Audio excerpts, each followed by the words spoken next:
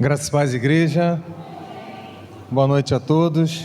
Para mim é uma honra muito grande, um privilégio estar aqui nessa noite com vocês, participando desse congresso. Obrigado, tá? Que Deus possa, de fato, falar aos nossos corações essa noite. Amém? Já vou pedir a você que abra a sua Bíblia no livro de Daniel, no capítulo 6. O texto não é muito grande e nós vamos ler todo o capítulo. E pareceu bem a Dário constituir sobre o reino 120 príncipes, em algumas versões vai estar sátrapas, que estivessem sobre todo o reino, e sobre eles 3 presidentes, dos quais Daniel era um, aos quais esses príncipes dessem conta, para que o rei não sofresse dano. Então o mesmo Daniel sobrepujou a esses presidentes e príncipes, porque nele havia um espírito excelente, e o rei pensava constituí-lo sobre todo o reino. Então os presidentes e os príncipes procuravam achar ocasião contra Daniel a respeito do reino, mas não podiam achar ocasião ou culpa alguma, porque ele era fiel, e não se achava nele nenhum erro, nem culpa. Então esses homens disseram: nunca acharemos ocasião alguma contra este Daniel, se não a acharmos contra ele na lei do seu Deus. Então esses presidentes e príncipes foram juntos ao rei e disseram-lhe assim: ó rei Dário, vive para sempre.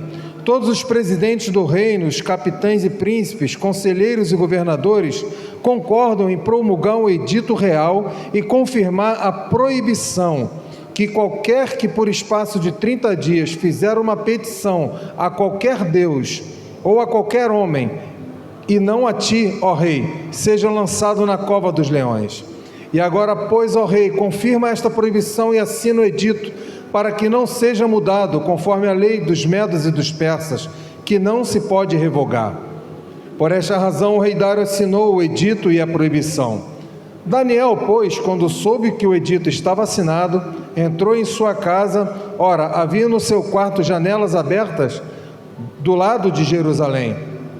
E 3 vezes no dia se punha de joelhos e orava e dava graças adiante do seu Deus, como também antes costumava fazer. Então aqueles homens foram juntos e acharam a Daniel orando e suplicando diante do seu Deus. Então se apresentaram ao rei e a respeito do edito real disseram-lhe: porventura não assinaste o edito pelo qual todo homem que fizesse uma petição a qualquer Deus ou a qualquer homem por espaço de 30 dias e não a ti, ó rei, fosse lançado na cova dos leões? Respondeu o rei dizendo: esta palavra é certa, conforme a lei dos medos e dos persas, que não se pode revogar. Então responderam ao rei dizendo: Daniel, que é um dos filhos dos cativos de Judá, não tem feito caso de ti, ó rei, nem do edito que assinaste. Antes, 3 vezes por dia faz a sua oração. Ouvindo então o rei essas palavras, ficou muito penalizado e a favor de Daniel propôs dentro de seu coração livrá-lo, e até ao pôr do sol trabalhou para salvá-lo. Então aqueles homens foram juntos ao rei e disseram-lhe: sabe, ó rei, que é lei dos medos e dos persas, que nenhum edito ou decreto que o rei estabelecera se pode mudar. Então o rei ordenou que trouxessem a Daniel e lançaram-no na cova dos leões. E falando o rei a Daniel, disse: o teu Deus, a quem tu continuamente serves, ele te livrará. E foi trazida uma pedra e posta sobre a boca da cova, e o rei selou com o seu anel e com o anel dos seus senhores, para que não se mudasse a sentença acerca de Daniel. Então o rei se dirigiu para o seu palácio e passou a noite em jejum, e não deixou trazer à sua presença instrumentos de música, e fugiu dele o sono. Pela manhã, ao romper do dia, levantou-se o rei e foi com pressa à cova dos leões. E chegando-se à cova, chamou por Daniel com voz triste, e disse o rei a Daniel: Daniel, servo do Deus vivo, dá-se-ei o caso que o teu Deus, a quem tu continuamente serves, tenha podido livrar-te dos leões? Então Daniel falou ao rei: ó rei, vive para sempre. O meu Deus enviou o seu anjo e fechou a boca dos leões, para que não me fizessem dano algum, porque me foi achada em mim inocência diante dele, e também contra ti, ó rei, não tendo cometido delito algum. Então o rei muito se alegrou em si mesmo e mandou tirar Daniel da cova. Assim foi tirado Daniel da cova, e nenhum dano se achou nele, porque crera no seu Deus. E ordenou o rei, e foram trazidos aqueles homens que tinham acusado Daniel, e foram lançados na cova dos leões, eles, seus filhos e suas mulheres, e ainda nem tinham chegado ao fundo da cova, quando os leões se apoderaram deles e lhes esmigalharam todos os ossos.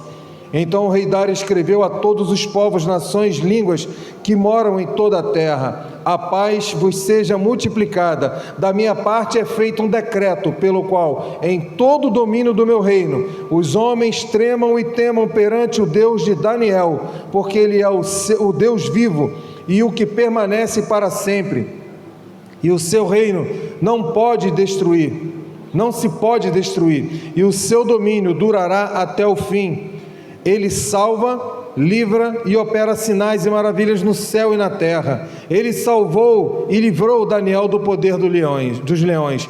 Este Daniel, pois, prosperou no reinado de Dário e no reinado de Ciro, o persa. E amém.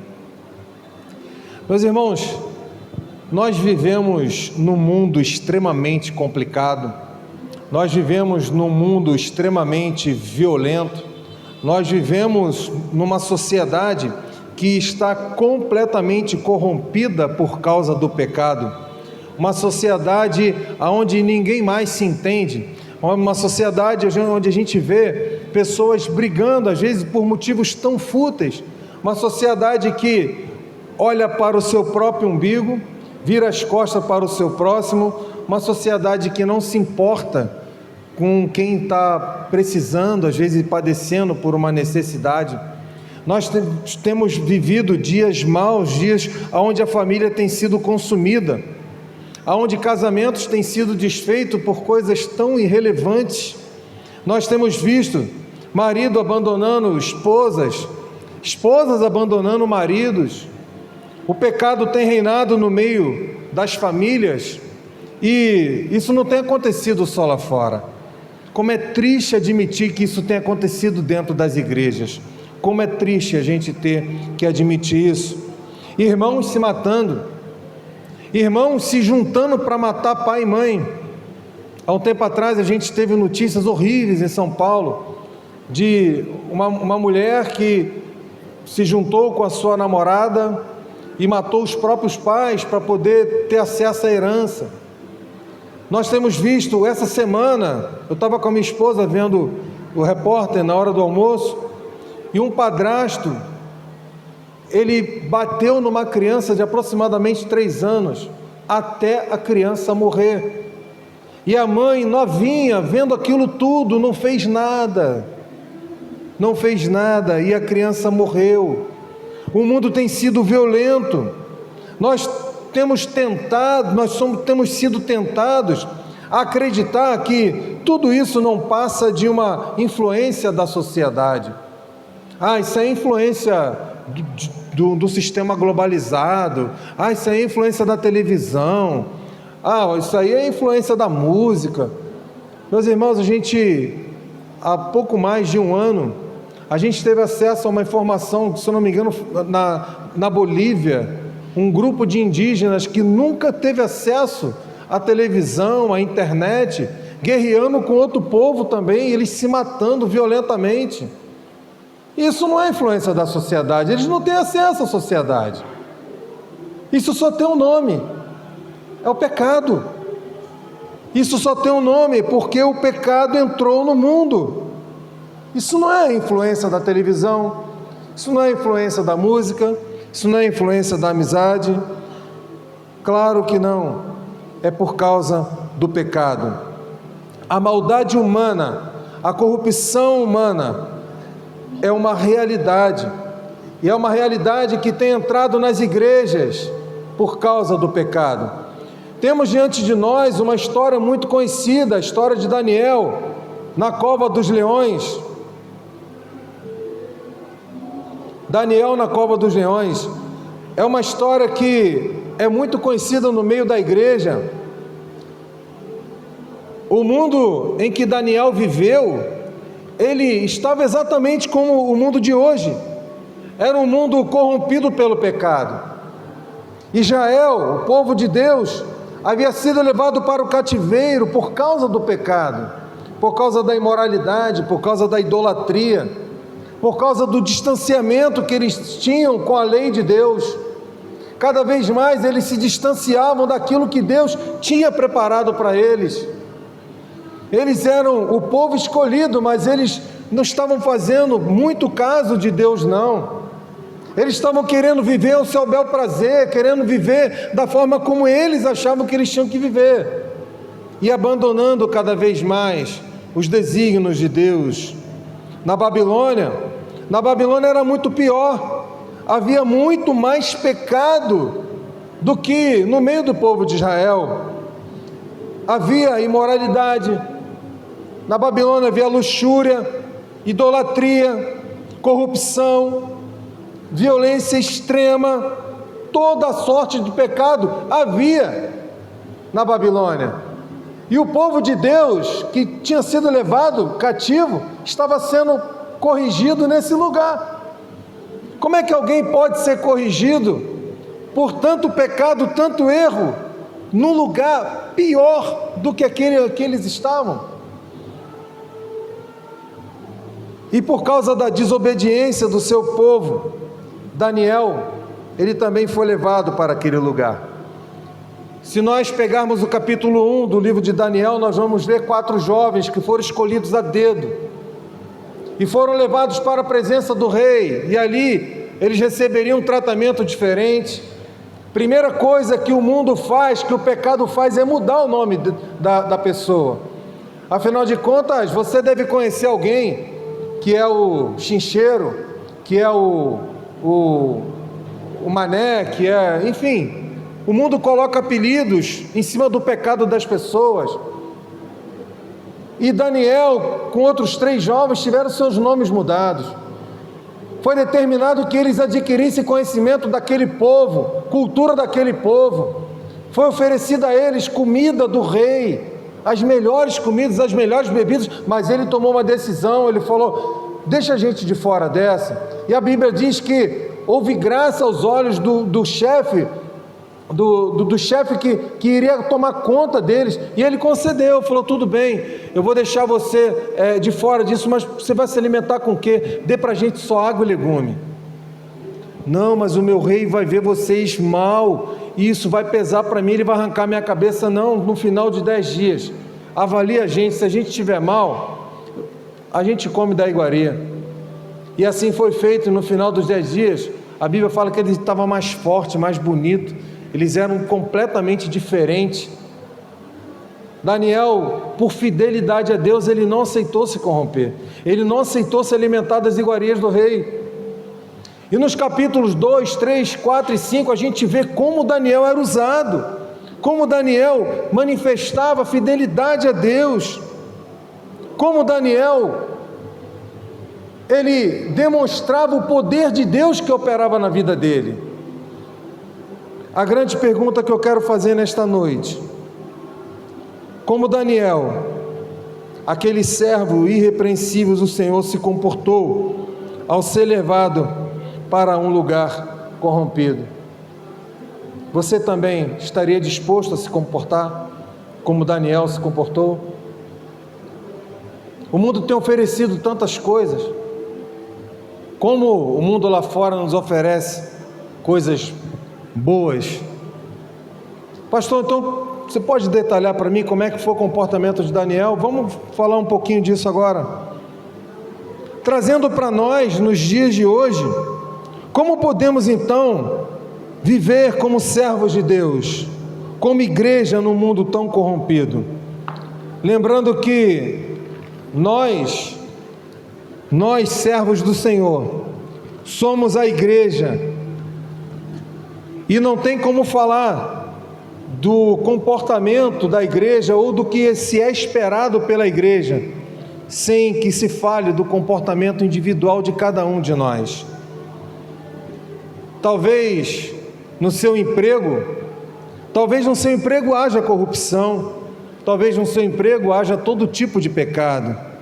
Talvez você já tenha sido convidado para participar de algo errado, quem sabe tirar uma nota fria, quem sabe cobrar um valor acima do que é o justo. Quem sabe você já tenha sido convidado, quando você vai fazer um serviço na rua, vamos terminar cedo e ficar livre o dia inteiro, o restante do dia. Talvez você já tenha sido convidado diversas vezes para fazer coisas erradas. Você jovem, aqui não tem adolescente, mas temos jovens no meio de nós, temos aqui uma criança. Talvez na sua escola ou na sua faculdade, talvez hajam colegas que estejam afundados no pecado. Talvez eles se droguem, talvez eles façam sexo de forma livre, talvez eles pratiquem pornografia ou até mesmo a homossexualidade, talvez eles bebam, talvez eles fumam de forma liberal, talvez você já tenha sido convidado para participar de uma festinha, onde nada tem a ver, tem nada a ver, e talvez você tenha sofrido bullying por não querer participar. Talvez na sua família aconteça brigas tolas, brigas bobas. Talvez você saiba de caso de adultério dentro da sua família. Talvez você esteja sendo tentado a achar que isso é normal, ou que isso vai passar. Como nós, como crente, como igreja, nós temos agido, como a gente tem feito para viver no meio de tudo isso? Olhando para o exemplo de Daniel, a gente pode tirar aqui algumas lições preciosas. E a primeira lição que eu quero convidar você a refletir nesta noite é: o meio da gente passar por tudo isso, seja no trabalho, seja na escola, seja na família, seja na vizinhança, a primeira forma é sendo um servo de Deus e servindo com excelência.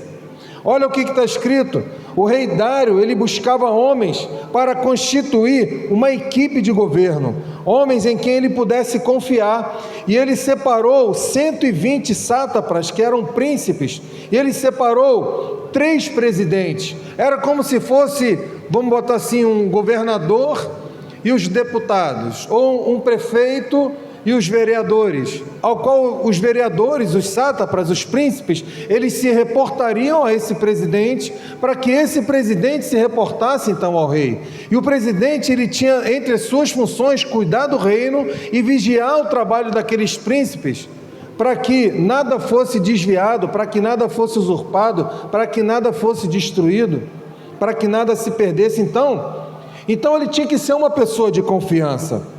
E no verso 3, nós temos, olha o que diz sobre esse serviço: e sobre eles 3 príncipes, então o mesmo Daniel sobrepujou a esses presidentes e príncipes, porque nele havia um espírito excelente. Está ali, obrigado. Porque nele havia um espírito excelente, e o rei pensava constituí-lo sobre todo o reino. Você lembra de uma história parecida com essa na Bíblia?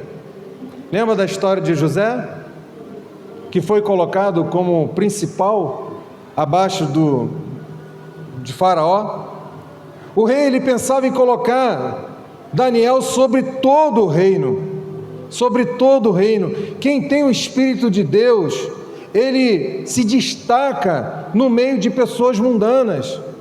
A pessoa que tem a intimidade com o Espírito Santo de Deus, ela tem que ser vista de uma forma diferente. A pessoa que tem intimidade com Deus, a pessoa que tem o Espírito Santo, ele tem que ser visto como uma pessoa diferente daquele que não é servo de Deus. Será que no seu trabalho você é visto como alguém diferente?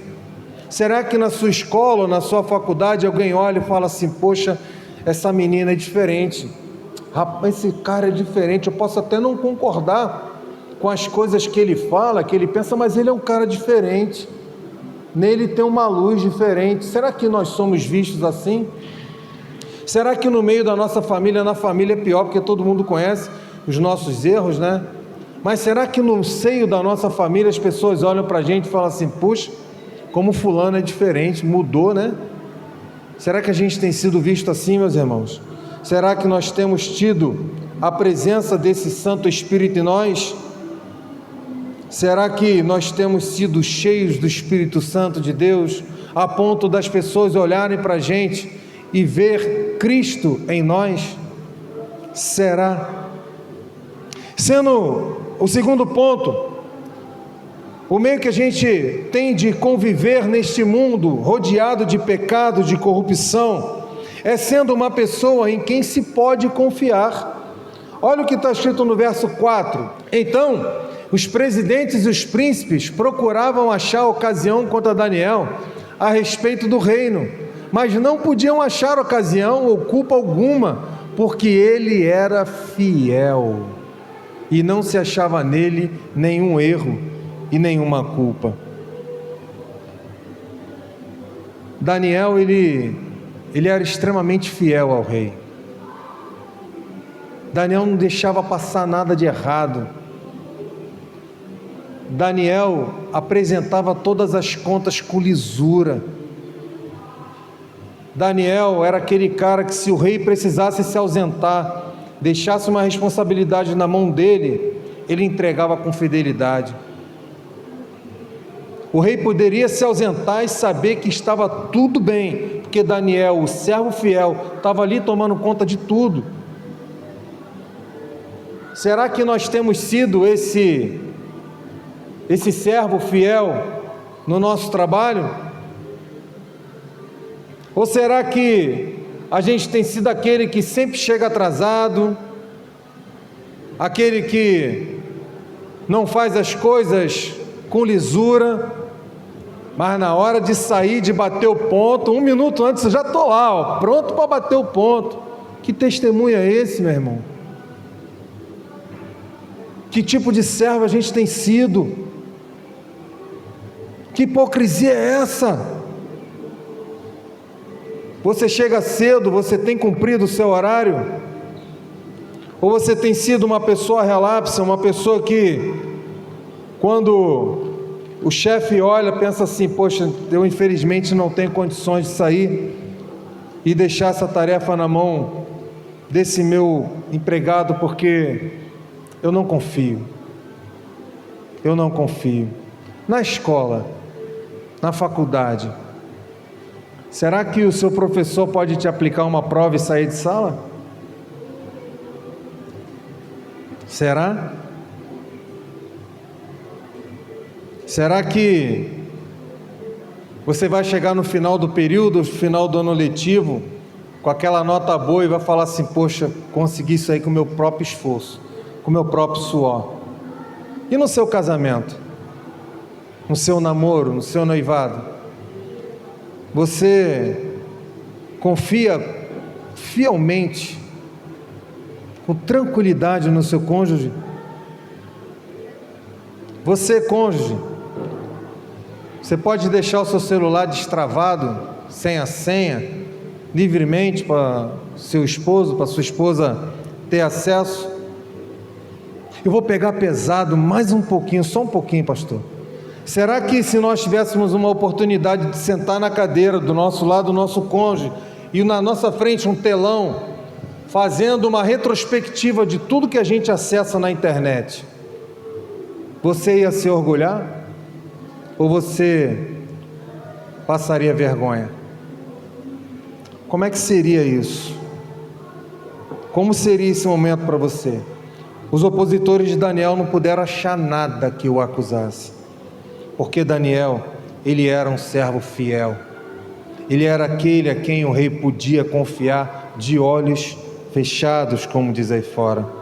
Mesmo sendo Daniel um homem correto de espírito, um homem fiel, portanto, um exemplo a ser seguido, ele, infelizmente, não conseguiu influenciar todos no seu meio. Curioso isso, né? Como eu disse, desde lá do primeiro capítulo, O livro de Daniel conta tantas coisas que Daniel fez, como Deus manifestava o poder dele em cima da vida de Daniel.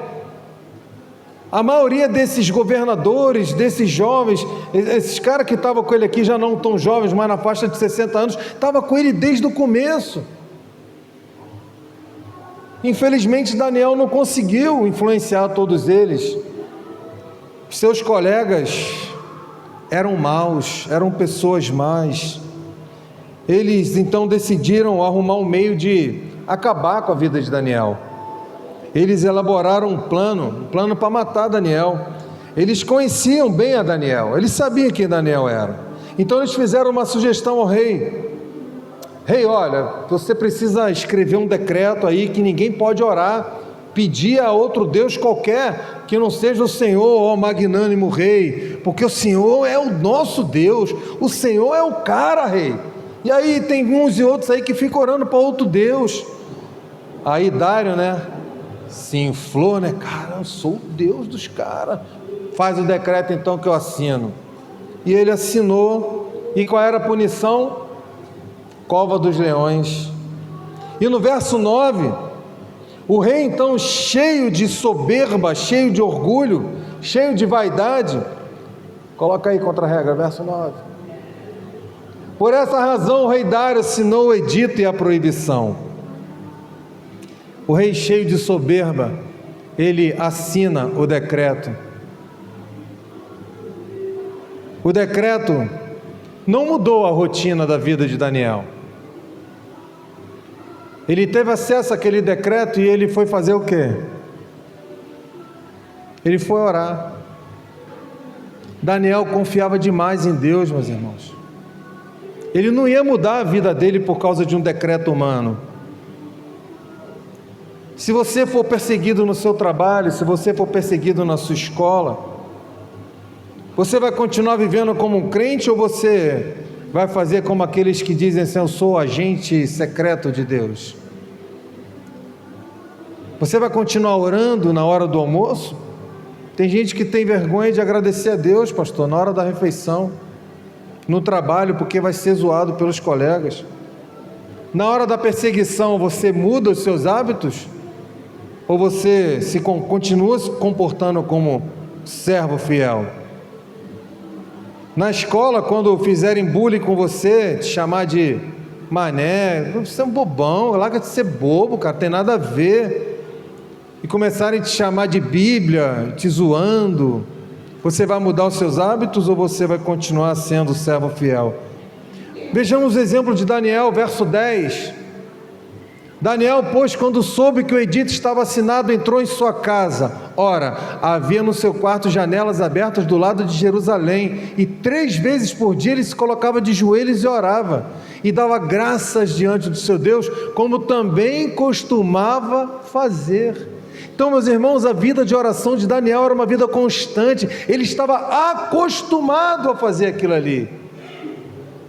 Então, o que eu quero dizer? Não adianta a gente sair daqui agora e decidir: a partir de hoje eu vou fazer isso, assim, vou fazer aquilo. Meus irmãos, não é uma decisão, mas é um dia a dia. Como tem gente que gosta de falar, é um processo. Você tem que criar o hábito da oração, você tem que criar o hábito da leitura da palavra, você tem que criar o hábito do estudo da palavra, você tem que criar o hábito do louvor, você tem que criar o hábito da adoração. Isso tem que virar um hábito na vida do crente. Isso não pode ser mudado por causa de perseguição. É claro que no seu trabalho você não vai ser um crente chato.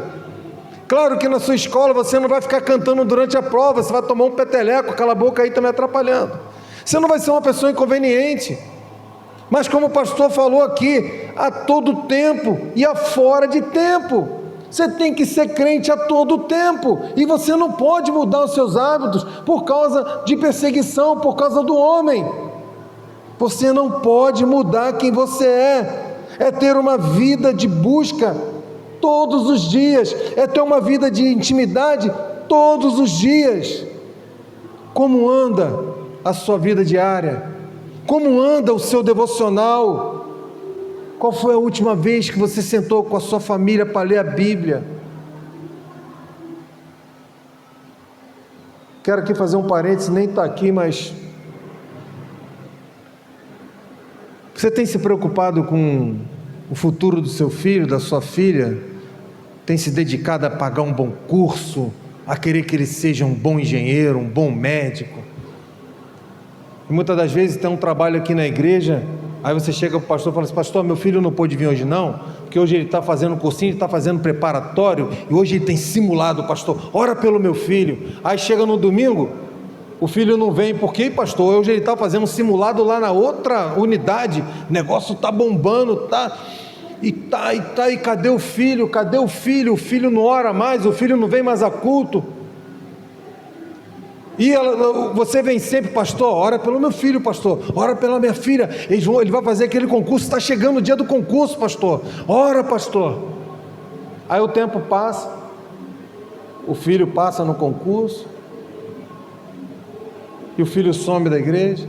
Aí daqui a pouco você está assim: pastor, ora pelo meu filho que ele está afastado, pastor. Olha pela minha filha, pastor, que está se engraçando com uma outra menina, pastor, ora pela minha filha, pastor. Qual tem sido o seu foco? Qual tem sido o seu principal objetivo de vida? Como anda a sua vida diária? Daniel lhe foi entregue ao rei, que mesmo diante do grande apreço que ele tinha por Daniel, ele tinha que cumprir o seu decreto. O rei, ele sabia que Daniel era um homem fiel e justo. O rei tentou durante uma noite inteira livrar Daniel da cova dos leões, mas não teve jeito. Existia uma lei, a lei dos medos e dos persas, que ele não podia voltar atrás do seu decreto. Mesmo sendo um homem cheio do Espírito Santo e fiel a Deus, Daniel foi lançado na cova dos leões. O próprio Senhor Jesus disse que no mundo nós teríamos aflições, mas o que ele falou para a gente? Tenha bom ânimo. O que eu estou querendo tirar desse ensinamento para nós?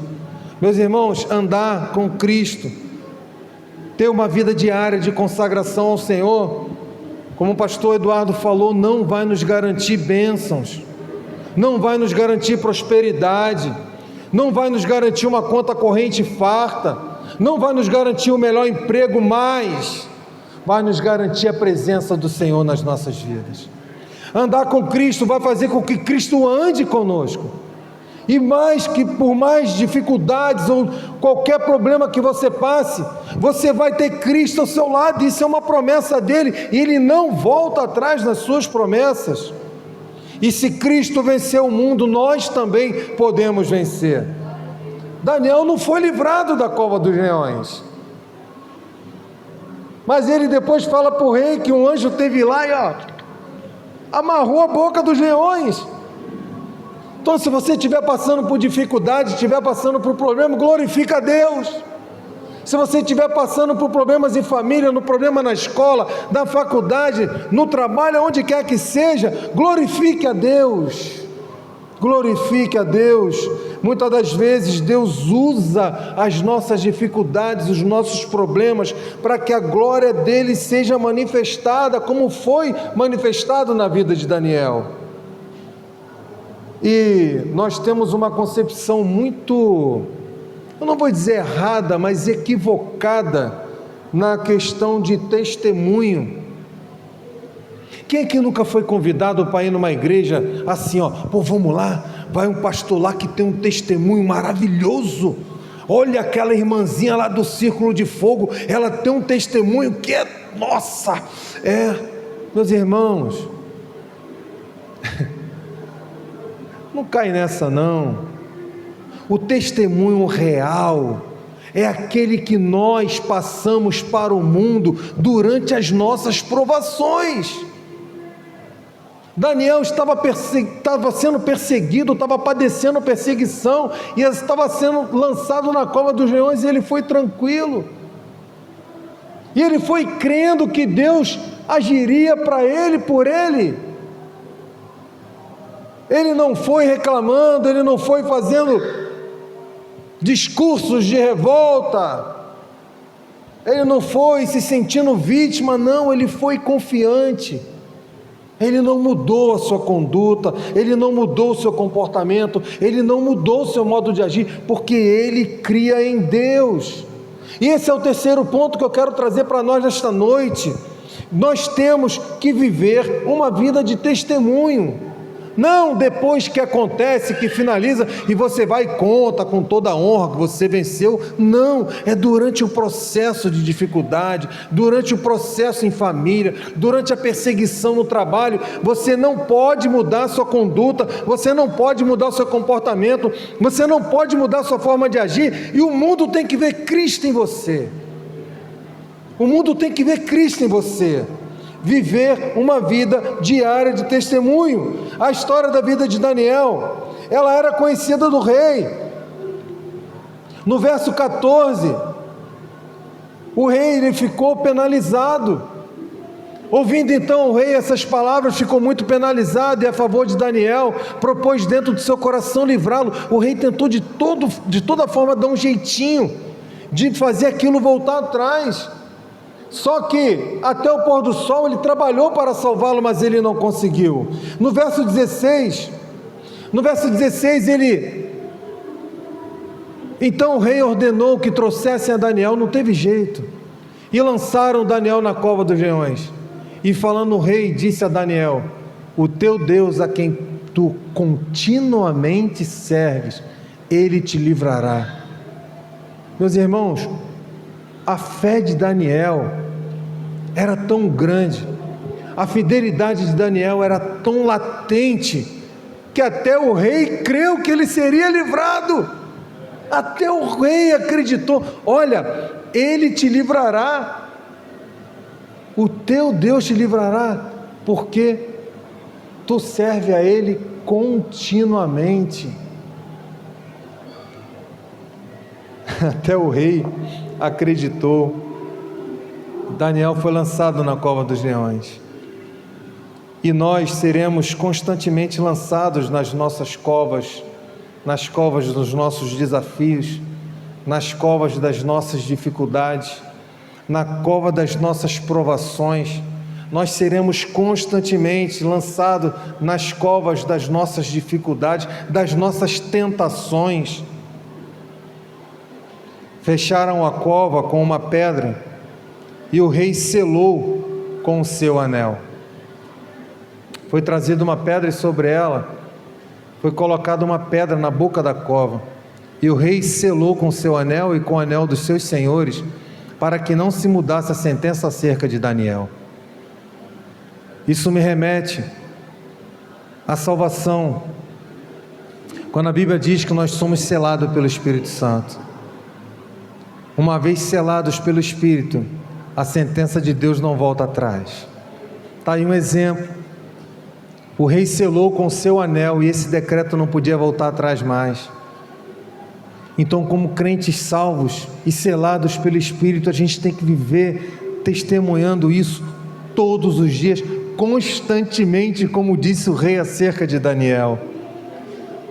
No verso 18, a gente vê a influência da vida de Daniel sobre a vida do rei.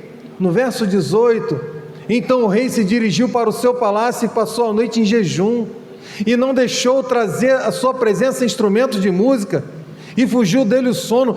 A angústia que Daniel estava prestes a passar, ou que já estaria passando, tirou o sono do rei. O rei ficou incomodado, não podia ser uma noite de festa. Era o servo fiel do Senhor que estava na cova dos leões, aquele homem que testemunhava do Deus Altíssimo, estava passando por dificuldade naquele momento. E nós temos influenciado a nossa geração, nós temos influenciado a nossa geração a ponto de fazer com que os corações fiquem contritos. Quem temos sido na nossa família? Qual foi a última vez que sentamos para orar com nossos filhos, com a nossa esposa?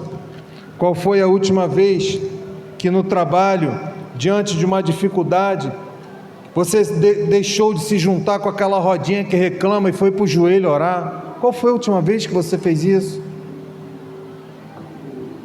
No verso 19, já no dia seguinte, o rei foi ver o resultado do massacre. Pela manhã, ao romper do dia, levantou-se o rei e foi com pressa à cova dos leões. Mesmo tendo falado que o Deus de Daniel livraria ele, ele foi lá. E a Bíblia fala no verso 20, olha só: e chegando-se à cova, chamou Daniel com voz triste: Daniel, ô Daniel, dar-se-ia, quem dera, Daniel, o teu Deus, a quem tu continuamente serve, tenha podido te livrar dos leões. Daniel, Daniel. Eis que ele é surpreendido. Ele é surpreendido por um homem que fala lá de dentro. No verso 21, então Daniel falou ao rei: ó rei, vive para sempre. Daniel estava vivo. Aleluia. Daniel surpreende ao rei. No verso 23, a gente vê que nada aconteceu com Daniel. Por que nada aconteceu com Daniel? Porque ele era poderoso? Porque Daniel era um cara diferente, era fortão, ele lutou com os leões? Não. Então o rei se alegrou com si mesmo e mandou tirar a pedra. Estamos no 23. Assim foi tirado Daniel da cova e nenhum dano se achou nele. Por quê? Porque ele crera no seu Deus. Ele crera no Deus ao qual ele servia.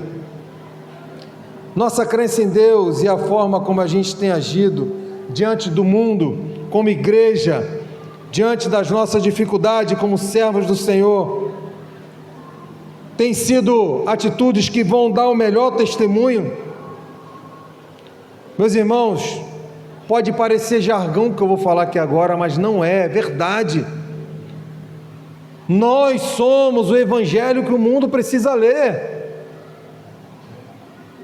Você chama uma pessoa na rua para ler um verso, ele não quer.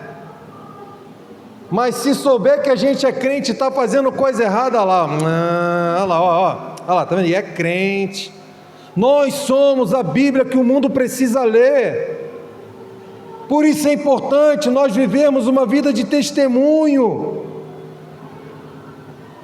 Lembra dos 120? Lembra dos 3 reis, dos 3 governadores que eram presidentes?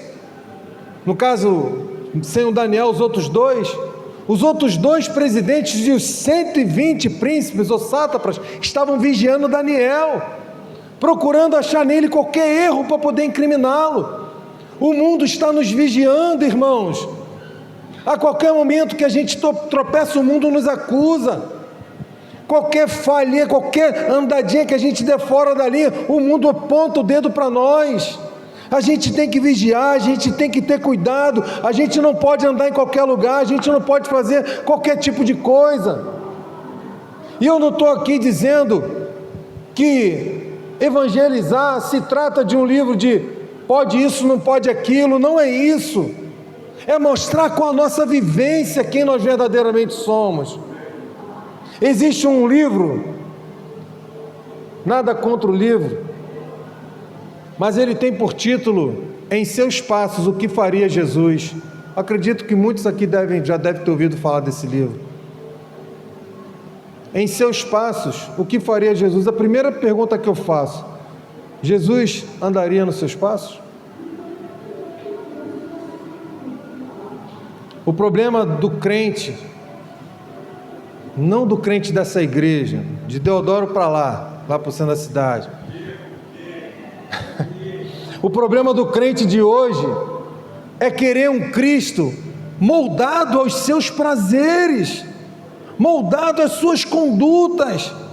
Nos meus passos, o que faria Jesus? Tudo o que ele fez, ele já fez e está registrado aqui, ó. É aqui que está registrado. Nos meus passos, o que faria Jesus? Lê a palavra. Ele já fez tudo, meus irmãos. Ele não andaria nos nossos caminhos. Nós é que temos que andar pelos caminhos de Jesus. Não se trata de um livro de regras do pode fazer isso, não pode fazer aquilo. Isso você pode, isso você não pode. Você vai evangelizar fazendo isso, você vai estar jogando o seu tempo fora. Evangelizar é mostrar muito mais de Deus em nós para o mundo, e não daquilo que eu sou capaz de fazer, porque Jesus faria como eu faço, ou como Jesus faria como eu deveria fazer. É muito mais do que isso. Como crentes, nós não podemos nos drogar não é porque é proibido, mas é porque nós somos livres. Como crente, nós não podemos nos prostituir. Não é porque é feio, não, porque nós somos livres. Eu posso não querer ser alguém que o mundo gostaria que eu fosse, não porque eu fico envergonhado, não, porque eu sou livre. Eu dou aula lá na minha igreja para uma série de jovens e adolescentes, e eu falei para eles isso na quinta-feira: você não precisa ser quem o mundo quer que você seja, para você se sentir bem no meio da galera, para a galera não te discriminar. Eu tenho algumas meninas lá que estão envolvidas em questão de homossexualidade, e que conversando a gente vê nitidamente que é produto do meio, porque as coleguinhas fazem, se não fizer, está na moda fazer, larga de ser bobo, o que tem a ver? E a pessoa acaba fazendo para agradar os colegas. Nós não precisamos passar por isso, nos submeter a isso. Você pode muito bem agora pegar um cigarro de uma droga e usar, mas você pode, como crente, falar: eu não quero. Chega para um dependente químico e fala assim: fala não para a droga, ele é escravo, nós somos livres. Essa é a diferença do crente, irmão. O crente é livre para dizer não, eu não quero fazer. Ah, você é bitolado. Não, eu sou livre. Conheceis a verdade vos libertará. Eu conheci a verdade se chama Jesus Cristo, eu sou livre. A vida de Daniel mudou a história daquela nação, nos versos 25 a 27. Olha o resultado da vida de Daniel. Então o rei Dário, ou Dario, escreveu a todos os povos, nações e línguas que moram em toda a terra: a paz vos seja multiplicada. Da minha parte é feito um decreto pelo qual em todo o domínio do meu reino os homens tremam e temam perante o Deus de Daniel, porque ele é o Deus vivo e que permanece para sempre, e o seu reino não se pode destruir, e o seu domínio durará até o fim.